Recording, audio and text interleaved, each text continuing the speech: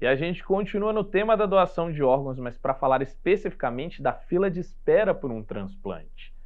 Esse é um momento muito delicado, existe toda uma regra para estipular a prioridade ou a posição de uma pessoa na fila. Para a gente entender melhor como tudo isso funciona, eu chamo agora a repórter Francine Padilha. Boa tarde, Francine. Oi, Lucas. Boa tarde para você, boa tarde a todos. Hoje existem aproximadamente 43 mil pessoas na fila do transplante, a maior parte esperando por um rim, que são cerca de 39 mil. E não necessariamente aquela pessoa que entrou primeiro ou entrou mais cedo nessa fila vai ser transplantada primeiro. Existem alguns critérios e é sobre esse critério que a gente vai conversar agora com o Dr. Germano Souza, que é coordenador do setor de cardiologia aqui do Hospital Regional de São José dos Campos. Doutor, muito boa tarde. Primeiro vamos explicar então que critérios são esses. Muito boa tarde a todos os telespectadores. Esses critérios variam dependendo do tipo de órgão. Então, alguns critérios para o rim não são exatamente os mesmos para o coração.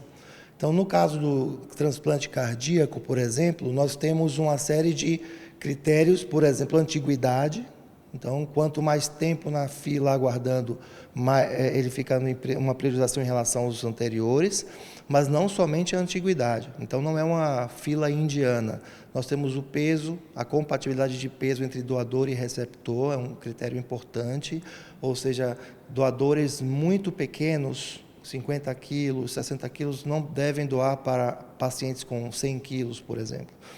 Outra coisa é o tipo sanguíneo, então, o tipo B, via de regra, doa para tipo B. Tipo AB, doa para tipo AB. Então, no transplante cardíaco, isso acontece dentro da mesma faixa, mesmo tipo de sangue. E principalmente em termos de priorização por gravidade. Então, por exemplo, um paciente que está na fila há 2 meses, mas está em casa aguardando, ele não vai transplantar antes, por exemplo, de um paciente que foi colocado há 1 semana na fila, mas está numa UTI dependente de drogas ou de máquinas para o coração funcionar. Então, este que está mais grave passa na frente pelo critério de gravidade. Agora, sobre os outros órgãos, rins, por exemplo, né, que tem um número muito grande de pessoas na fila de espera. Aí os critérios são diferentes, mas tudo isso acaba também sendo contemplado. Sim, a antiguidade é contemplado, as compatibilidades básicas também são contempladas, mas no rim, por exemplo, existe a doação intervivos. Então, o indivíduo pode doar um dos seus rins para outro indivíduo sem prejuízo da sua função renal. Então, ele funciona bem com um rim só. Por isso, existem mais transplantes de órgão de rim, mas existe também uma exigência de compatibilidade maior. Então, são critérios diferentes em termos de compatibilidade imunológica. Mesmo dentro de uma própria família, às vezes essa compatibilidade não é suficiente para que aconteça, mas são critérios diferentes.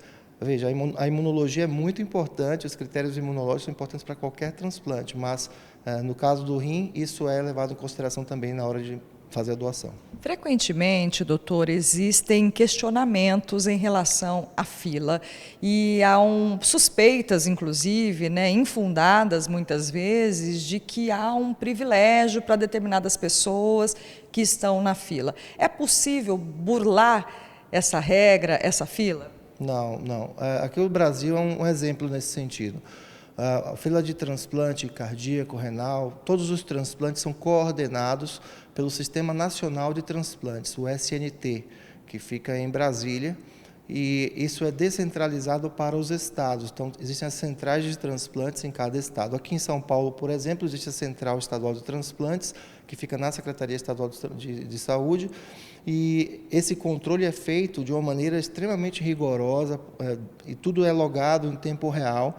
Todos os acessos estão registrados em sistema de informação, isso é claro. E os critérios são claros para todos. Outro ponto importante é que, mesmo que o indivíduo esteja no hospital privado, por exemplo, a fila efetivamente de transplantes ela é única, privados, públicos, então eles concorrem entre si nesse sentido. O que acontece de fato é a priorização de pacientes quando eles estão numa situação de assistência circulatória mecânica, no caso do coração, ou remédios para manter o coração funcionando, e isso sim pode fazer com que um paciente se torne mais prioritário do que outro, mas outros critérios realmente não é possível fazer isso. Maravilha, doutor. Só para a gente finalizar, existem também algumas dúvidas em relação no momento da doação, né? Muitas vezes o familiar recusa, né, essa doação por não saber exatamente quais são os critérios usados ali na hora de eleger um paciente para ser doador. Sim, importantíssimo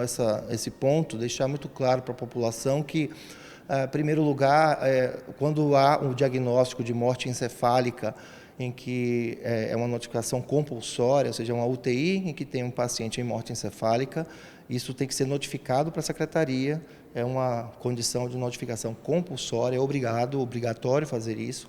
A partir daí, a secretaria envia à organização Procura de Órgãos, que vai avaliar se aquele paciente ele é passível de doação. Nem sempre o paciente pode doar, por exemplo, se o paciente teve um trauma muito grande, esmagou o tórax, ele não pode doar o coração, o pulmão, por exemplo.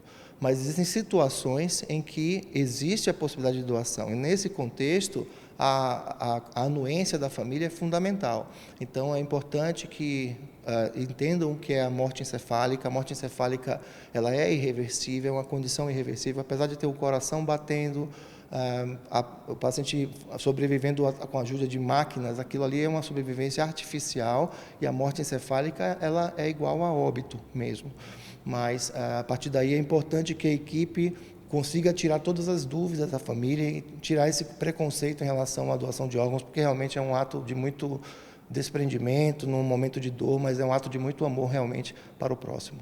Maravilha, doutor. Muito obrigada, viu, pelas informações. Um bom trabalho para vocês aqui no Hospital Regional. É isso, Lucas. Esses são os critérios, né? O doutor colocou aí alguns critérios que são utilizados para que o transplante seja realizado. Então, a gente volta com você no estúdio com essas informações aqui passadas pelo doutor Germano Souza, que é coordenador do setor de cardiologia aqui do Hospital Regional de São José. Muito obrigado, Francine.